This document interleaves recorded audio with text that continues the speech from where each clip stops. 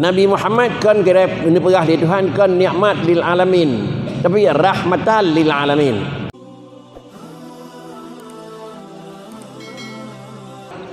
Penjajahan jahiliyah lebih parah daripada penjajahan Belanda yang ada di Indonesia tu.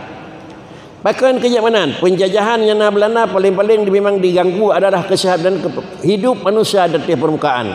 Tapi kemungkinan besar bahkan hana pada nabrat agama dan akidah hanarlah. Hananya sasaran pertama.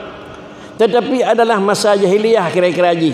Maka mereka itu udip murad marid urang hanjit na senang, yang senang di peteluk lawang susah kenang jera ba urang tenang. Urang ubud kenang jera ba urang raya. Urang mudah menang jera kira-kira urang tupip kenang jera ba urang yang baik mudah. Maka sama dengan adalah penjajahan jahiliyah lebih kejam daripada penjajahan Belanda.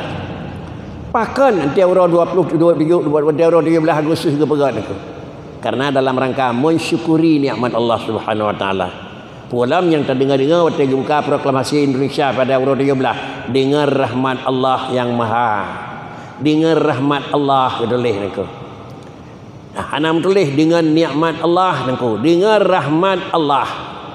Apa itu nikmat dan apa itu rahmat?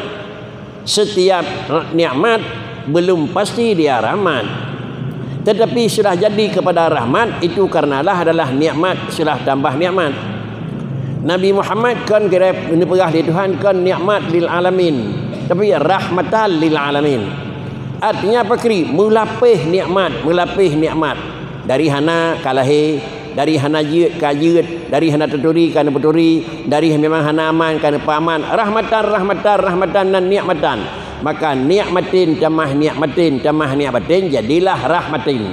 Menyawanan Rasulullah adalah rahmatan lil alamin.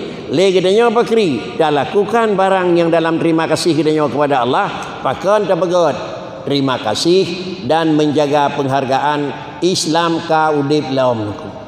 Tadanya na dia ke pupu kira-kira tabagot ulang tahun adalah datangnya Islam batilung thang tat jeut nangku. Tat jeut nangku. Pakan kejut jeut karena adalah tak kenang-kenang balik. Sengkirakan padanya lahir Rasulullah katanya putra. Sengkirakan merdeka manusia nasib kiban.